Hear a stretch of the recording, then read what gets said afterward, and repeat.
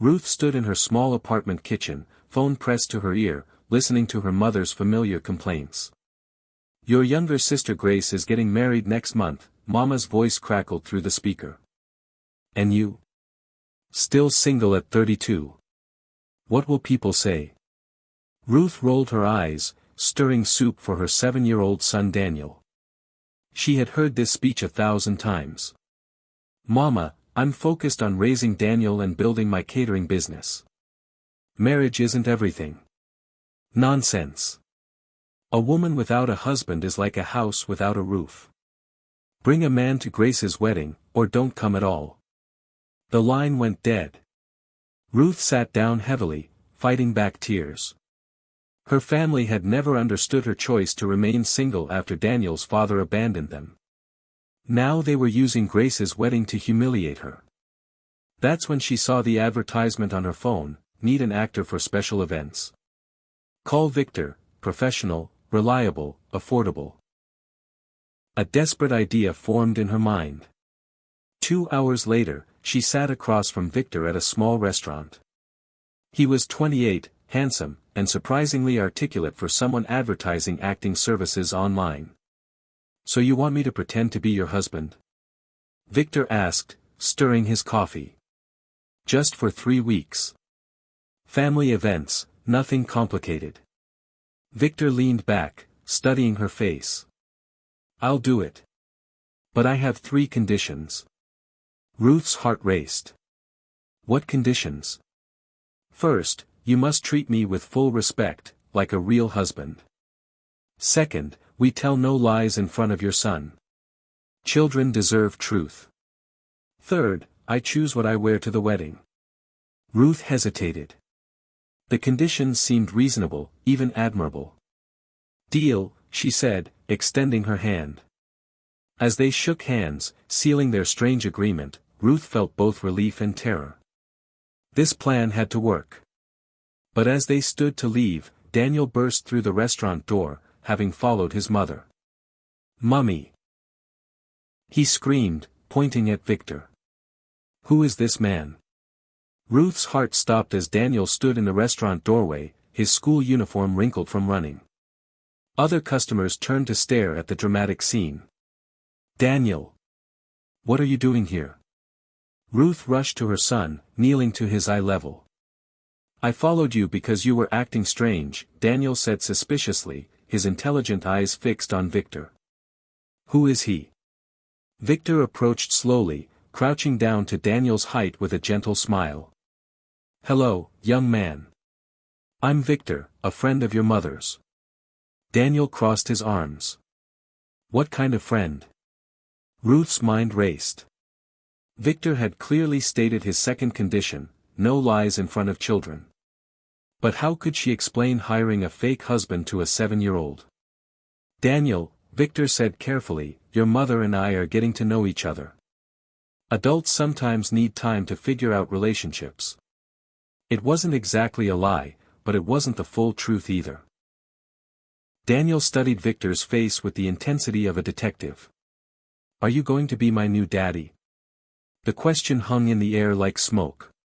Victor looked at Ruth, then back at Daniel. "That's not for me to decide alone.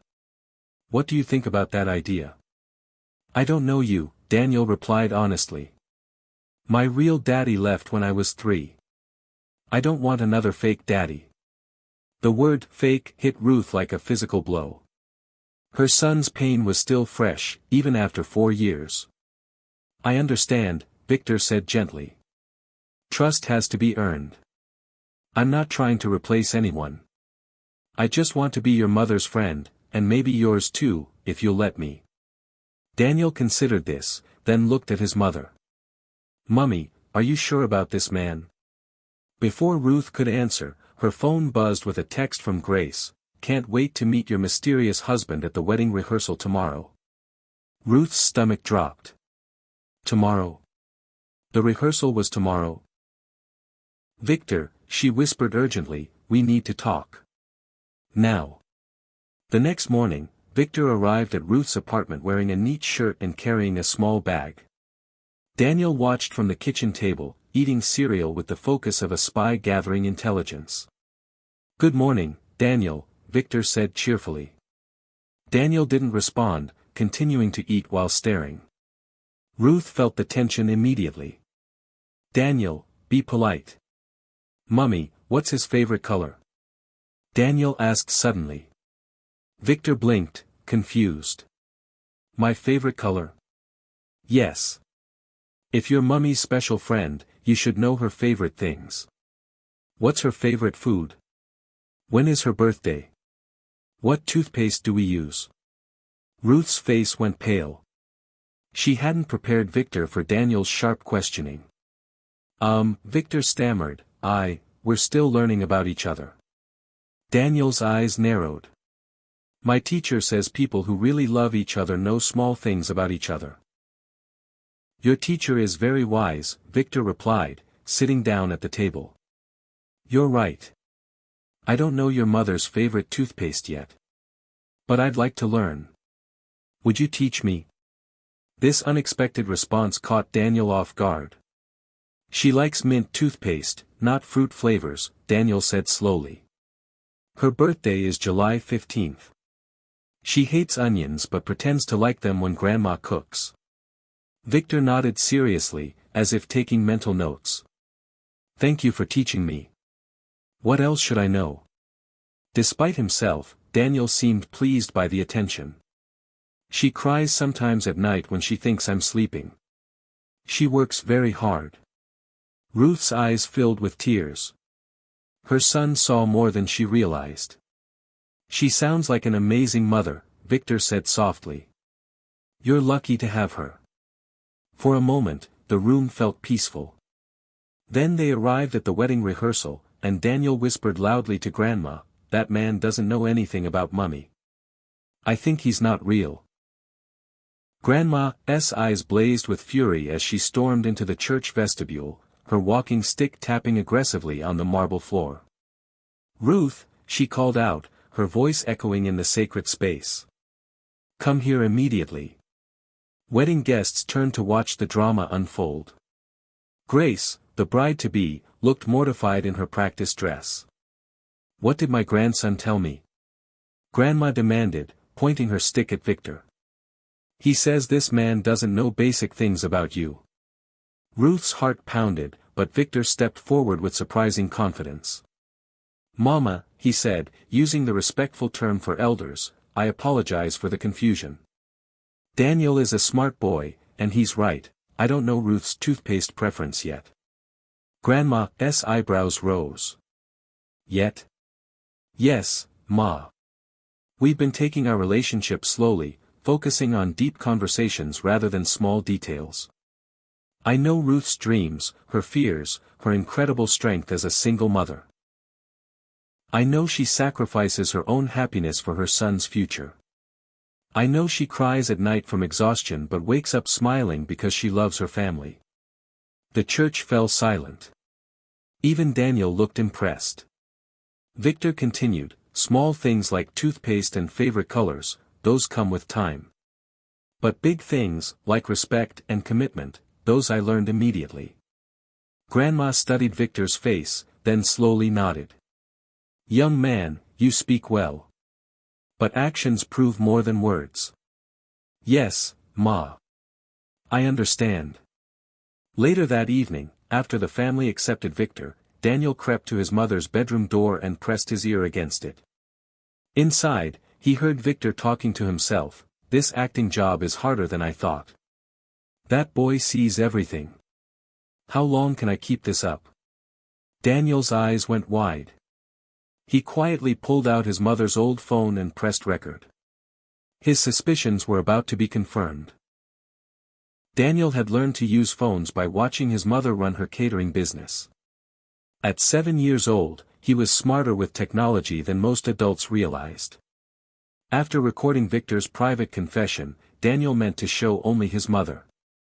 But in his excitement, he accidentally shared the video to his school's WhatsApp group instead of sending it privately.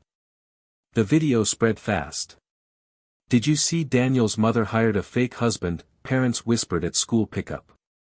"That poor woman is so desperate, others gossiped. Imagine lying to your own family. By noon, every parent at Daniel's school had seen the video. Some laughed, others felt sorry for Ruth, but everyone was talking.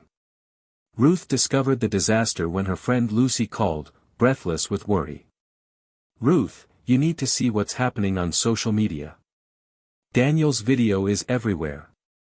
Ruth's hands shook as she watched her private business become public entertainment. The comments were brutal. Fake husband for hire. What will she think of next? That poor child living with lies. Some women have no shame. At Daniel's school, children pointed and whispered. Teachers looked at Ruth with pity during pickup. The humiliation was unbearable. But the worst was yet to come. Victor arrived at the apartment that evening looking pale and worried. "Ruth, we have a problem," he said quietly, showing her his phone. The video had reached Grace's fiancé's family. His uncle had shared it with the caption, "This is the kind of family we're marrying into." Grace called minutes later, sobbing. "Ruth, Paul's family is talking about canceling the wedding. They say we come from a family of liars and pretenders." Ruth collapsed onto her couch, the weight of her desperate decision finally crushing her. Her plan to avoid family embarrassment had created a scandal that threatened to destroy everything. Paul's older brother Emmanuel was a successful lawyer with the sharp instincts of a prosecutor. He had seen Ruth's viral video and smelled deception from miles away. The next evening, he arrived at Ruth's apartment uninvited, wearing an expensive suit and carrying the confidence of a man accustomed to getting answers. "I need to speak with Victor privately," Emmanuel announced when Ruth answered the door. "I don't think that's necessary," Ruth began, but Victor stepped forward. "It's fine. Let him in." The three sat in Ruth's small living room, tension thick as smoke. Emmanuel pulled out his phone, showing the viral video. "Interesting performance, young man. How much is my future sister-in-law paying you?" Victor met Emmanuel's stare calmly. "I don't know what you're talking about. Don't insult my intelligence. I've investigated fraudsters for 15 years. You have the mannerisms of an actor, not a husband." Emmanuel leaned forward, pulling out an envelope.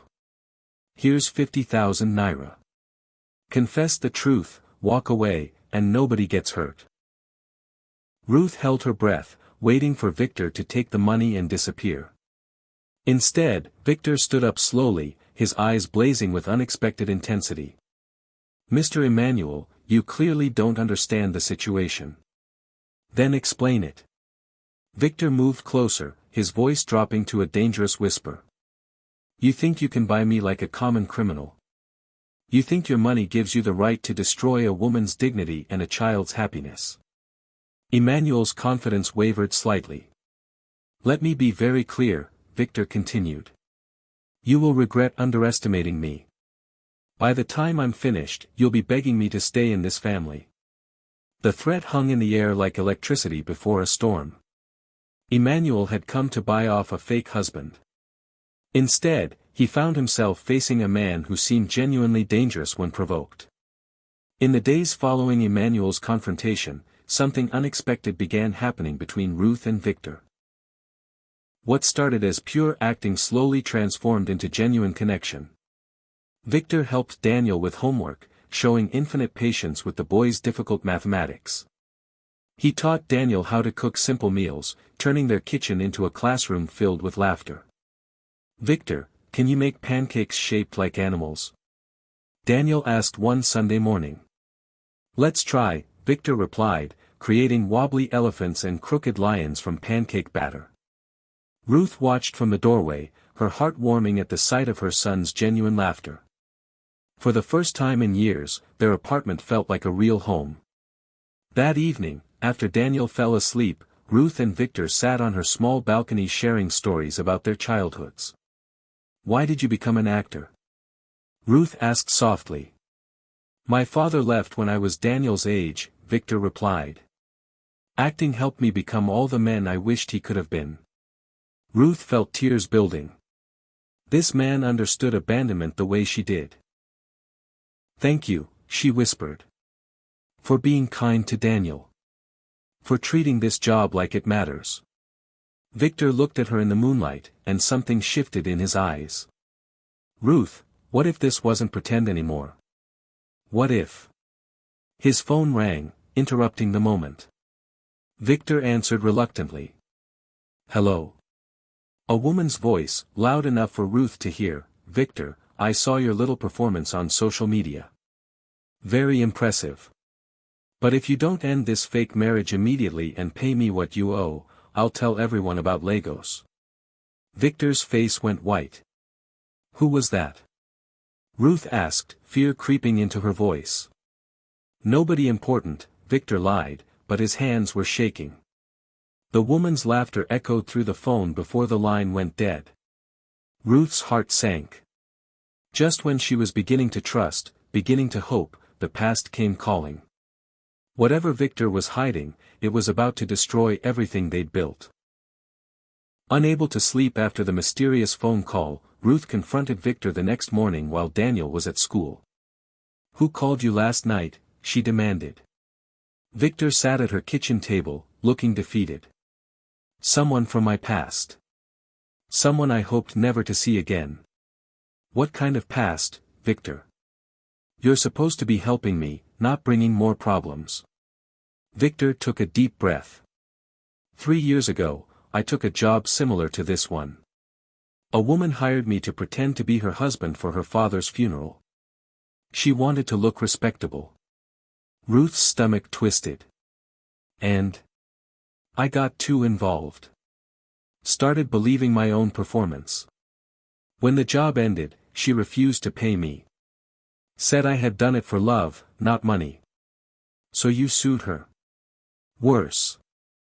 I threatened to expose her lie to her family unless she paid. She called my bluff and told everyone herself. Her family disowned her.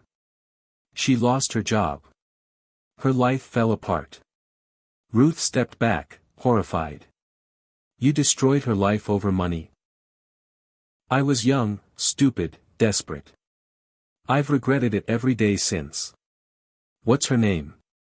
Victor's voice was barely a whisper. Stella. As if summoned by her name, the doorbell rang. Ruth opened it to find a woman in expensive clothes, her smile sharp as a knife. Hello, Ruth. I'm Stella. You must have heard so much about me. Ruth's blood ran cold. This woman radiated danger. Victor, darling, Stella called sweetly, stepping past Ruth into the apartment. Remember me, husband? The word husband dripped with venom. Victor appeared in the living room, his face pale as paper. Stella, what are you doing here? I came to meet my replacement, of course. Though I see you're still running the same tired scam. Ruth looked between them, understanding dawning. You two were never really married either. Stella laughed cruelly. Oh, honey. Victor specializes in fake marriages. Didn't he tell you? I'm his most memorable client. The one who taught him that playing with people's hearts has consequences. Victor's acting career was built on a foundation of lies and broken trust. And now Ruth was just his latest victim. Stella made herself comfortable on Ruth's couch, examining the modest apartment with obvious disdain. Nice place, she said sarcastically. Very humble. Much more realistic than the mansion you pretended to live in with me, Victor. Ruth's anger boiled over. Get out of my house. Oh, but I'm just getting started. Stella opened her purse, pulling out her phone. See, I've become quite successful since Victor ruined my life. I run a social media consulting business now. I know exactly how to make things go viral. She showed them a draft post, exposed, serial fake husband scams multiple women. Photos and videos inside. What do you want? Victor asked quietly. 50,000 naira. The money you never paid me, plus interest. Plus damages for the humiliation. I don't have that kind of money. than your current fake wife does.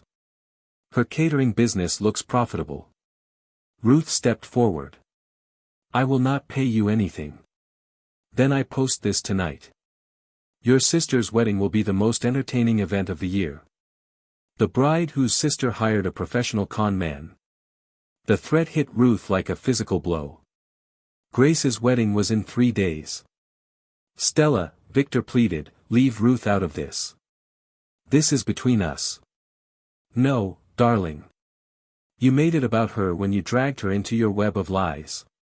From the hallway, they heard a small gasp. Daniel stood there in his school uniform, having returned early from a field trip. Mummy, why are you shouting? He asked innocently. Stella's eyes lit up with malicious delight. And this must be the child. How precious. Does he know his new daddy is a professional liar? Shut up, Ruth warned. But Daniel had heard enough. His young face crumpled with understanding and betrayal. You lied to me, he whispered to Victor. You said we wouldn't lie. Without another word, Daniel ran to his room and slammed the door. That night, while Ruth and Victor argued with Stella in the living room, Daniel quietly packed his small backpack. By morning, he was gone. Only a note remained on his pillow: I don't want fake fathers or fake families. I'll find somewhere real to live. Panic consumed Ruth as she read Daniel's heartbreaking note. Her 7-year-old son was somewhere in Lagos alone, feeling betrayed by the 2 adults he trusted most. We have to find him, Ruth sobbed. He's just a child. Victor was already grabbing his keys. I know the places kids go when they run away. Let's start with the park near his school. Even Stella seemed shaken by the turn of events. I didn't mean for the child to get hurt. Then help us find him. Ruth snapped. They split up, searching every corner of their neighborhood. Ruth checked Daniel's school, the library, and his friend's house. Victor searched parks, game centers, and fast food restaurants where a child might hide. Hours passed with no sign of Daniel. Victor's actor instincts kicked in. At the 3rd restaurant, he convinced the manager he was a worried father searching for his missing son. The staff let him check security cameras. There. Victor pointed at the screen. Daniel was here 2 hours ago. He bought bread and left with someone. The footage showed Daniel walking away with a woman whose face wasn't clear. Ruth's phone buzzed, a text from an unknown number. Your son is safe. If you want him back, meet me at City Mall food court at 6 p.m. Come alone. It was signed with a single letter, S. Stella. She took my child, Ruth whispered, her voice breaking. She kidnapped Daniel. Victor's face hardened with fury. This ends now. At food court, in the mall. They found Daniel sitting quietly beside Stella, eating ice cream. He looked small and scared but unharmed. Daniel. Ruth ran to him, but Stella raised her hand. Let's talk first. Your son came to me, Ruth. I found him crying at the bus station. You kidnapped him. I offered him a safe place when he felt he had nowhere to go. We've had a very interesting conversation about truth and lies. Daniel looked up at his mother with tear-stained cheeks. Stella told me the truth about everything, Mummy. About Victor and about you. Ruth's heart shattered. What had this woman done to her son? But Daniel's next words surprised everyone. She also told me about her mistakes and how sorry she feels. Stella's tough expression softened slightly. Your son is very wise, Ruth. He made me remember what it feels like to be innocent. Grace's wedding day arrived like a storm cloud over the Okafor family. Despite finding Daniel safe, the scandal threatened to overshadow what should have been the happiest day of Grace's life. Emmanuel, Paul's lawyer brother, had convinced half the groom's family not to attend. Whispers followed Ruth wherever she went in the church. There's the woman with the fake husband, people pointed. Grace pulled Ruth aside before the ceremony, tears streaming down her face. "Ruth, Paul's father wants to call off the wedding.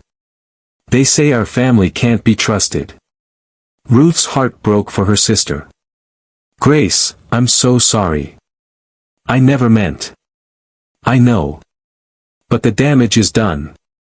As guests filled the church, Stella sat in the back row like a dark cloud waiting to storm.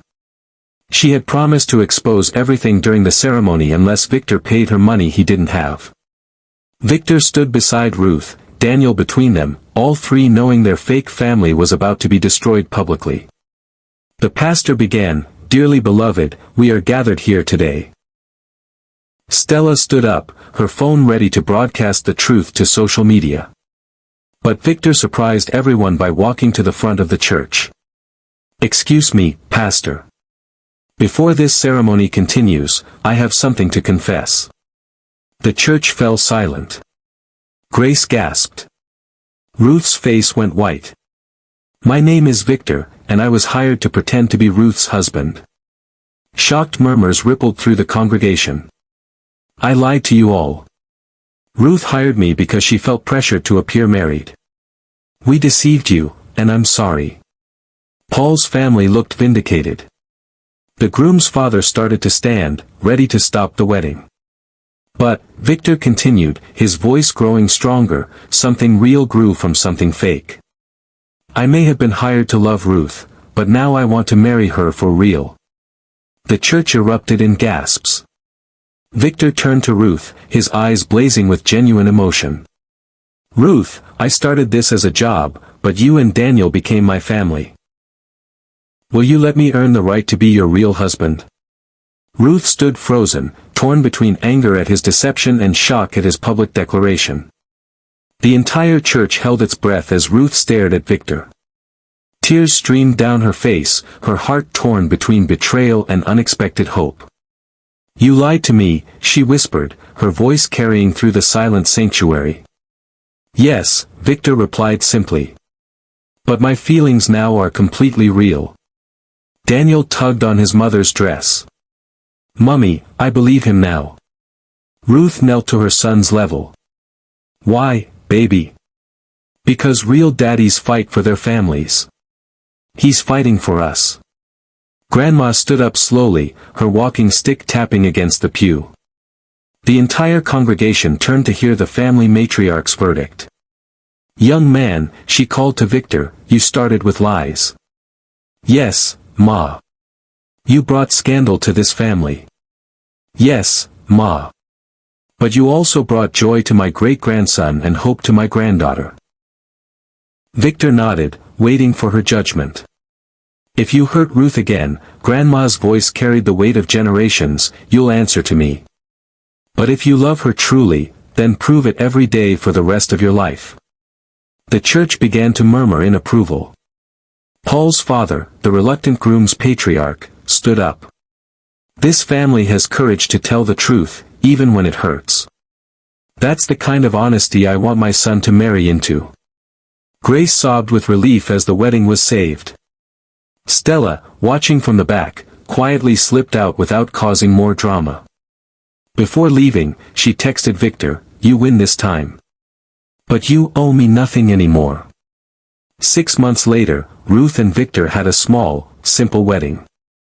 Daniel served as both ring-bearer and best man, proudly declaring to anyone who would listen, "This time, my daddy is real." But the real victory wasn't the wedding, it was the family they'd built through honesty, forgiveness, and genuine love. As Grandma told her friends, sometimes fake things become real when you water them with truth. This folktale teaches us that love built on lies cannot last. Truth is the strongest foundation for any relationship. Ruth's desperate attempt to avoid family embarrassment nearly destroyed the very family she was trying to protect. Children see through deception faster than adults because their hearts haven't learned to ignore their instincts. Daniel's wisdom saved his family from a lifetime pretense. Family pressure often pushes us into rash decisions, but running from embarrassment usually creates bigger problems. The courage to face truth, even painful truth, brings real healing. Sometimes the person you least expect, like Victor, who started as a hired actor, can become your greatest blessing when they choose growth over greed. Comedy and drama are two sides of the same life. We must learn to find laughter even in our struggles, because joy shared doubles, while pain shared is cut in half. Most importantly, real love isn't about perfection, it's about choosing each other daily, even after discovering flaws and failures. Victor and Ruth's love became real not because of their mistakes, but because they faced those mistakes together with honesty and forgiveness. The best families aren't born perfect, they're built by people who choose to fight for each other, tell the truth to each other, and create something beautiful from something broken. Thanks for watching. Please subscribe. I have some brainstorm questions for you. 1. If you were Ruth, would you hire a fake husband just to please family pressure? 2. Was Daniel right to expose Victor, or should he have stayed quiet to protect his mother? 3. Do you think Victor truly loved Ruth, or was he just trying to save himself from Stella's revenge? 4. Should Stella have forgiven Victor and walked away, or was her demand for revenge justified? When someone destroys your life, how do you find peace? 5. If this wedding drama happened in your family, how would you react to such a shocking confession? Would you support love that grew from deception, or reject it entirely? Drop your answers in the comments section. Let's hear your thoughts.